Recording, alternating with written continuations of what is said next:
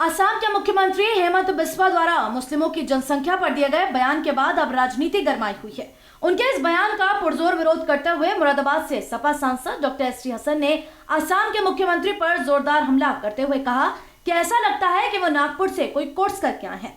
बच्चे तो सभी पैदा करते हैं, लेकिन इनका काम ही है हिंदू मुस्लिम करना, और गरीब ही ज्यादा पैदा करते हैं, इलिटरेट ही ज्यादा पैदा करते हैं। एक विशेष समुदाय के बारे में इस तरह से कह देने से उनकी भी इलिटरेसी झलकती है। और जहां तक जनसंख्या ग्रोथ की बात है तो वह तो सभी धर्मों के लोगों की बढ़ रही है, लेकिन एक मजहब को टारगेट करना एक अच्छी बात नहीं। इनकी सियासत ही इस तरह की है कि हिंदू मुसलमान करते रहो और वोट हासिल करते रहो। सपा सांसद डॉक्टर एसटी हसन ने असम के मुख्यमंत्री हेमंत बिस्वा को फैमिली प्लानिंग मुद्दे पर जवाब देते हुए कहा कि क्या हिंदू भी फैमिली प्लानिंग करते हैं? ऐसा नहीं है, मुस्लिम भी कर रहे हैं, लेकिन जो कम पढ़े लिखे लोग हैं वो फैमिली प्लानिंग नहीं कर पाते, वो चाहे किसी भी समुदाय के हों। सपा सांसद ने उत्तर प्रदेश भाजपा में चल रही उठापटक पर बोलते हुए कहा कि इनके इंटरनल असेसमेंट में लग रहा है कि इनकी जमीन खिसक गई है, इसलिए योगी सहित कई और लोग मोदी और अमित शाह की शरण में है। देखिए, जहाँ तक मुझे मालूम है, जो इनका इंटरनल असेसमेंट हुआ है यूपी का, इन्हें यह एहसास है कि ज़मीन खिसक गई, अगले इलेक्शन में ये नहीं आ रहे।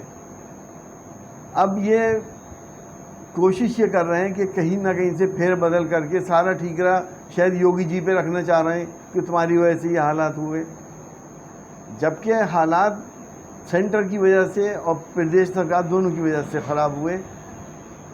जब इनको ये नज़र आने लगा कि हमारी सरकार नहीं बनेगी, तो ये कोई ना कोई ऐसा तिकड़ मढ़ाना चाहते हैं, कोई ना कोई ऐसा काम करना चाहते हैं कि शायद चंद लोगों को खुश कर लें, उनके वोट मिल जाएं, फेर बदल कर दें। फेर बदल करने के बाद अभी तक ठाकुरों की चल रही थी, हो सकता है ब्राह्मणों की चलने लगे, वो उस तरह के कोई काम करना शुरू कर दें। तो मुझे तो ऐसा लगता है कि बौखलाहट है बीजेपी की। अब ये कुछ भी कर लें, लेकिन जनता तो अपना मन बना चुकी है। जिस तरह से कांग्रेस जितिन प्रसाद वो चले गए हैं,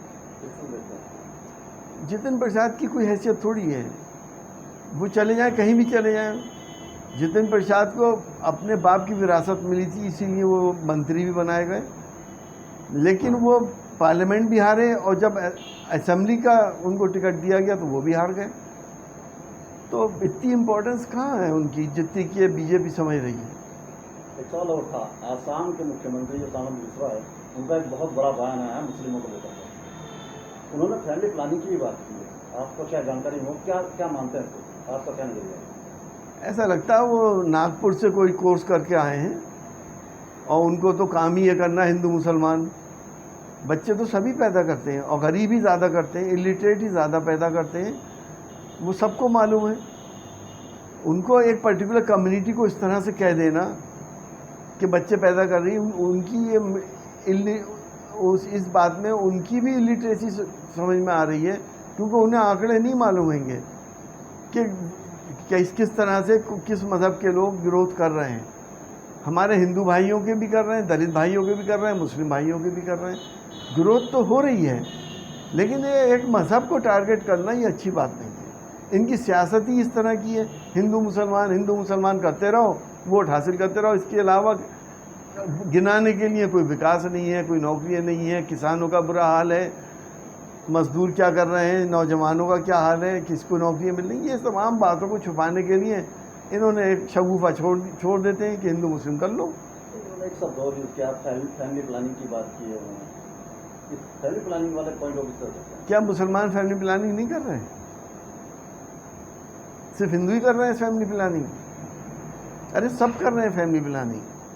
लेकिन मैं जो आपसे कह रहा हूँ कि जो इग्नोरेंट लोग हैं, जो ज़्यादा इलिटरेट लोग हैं, चाहे किसी भी मज़हब के मानने वाले हों, वो फैमिली प्लानिंग नहीं कर पाते। गरीब लोगों में मैंने ये ऑब्ज़र्व करा है कि वो फैमिली प्लानिंग नहीं कर पाते, उनके बच्चे ज़्यादा होते हैं।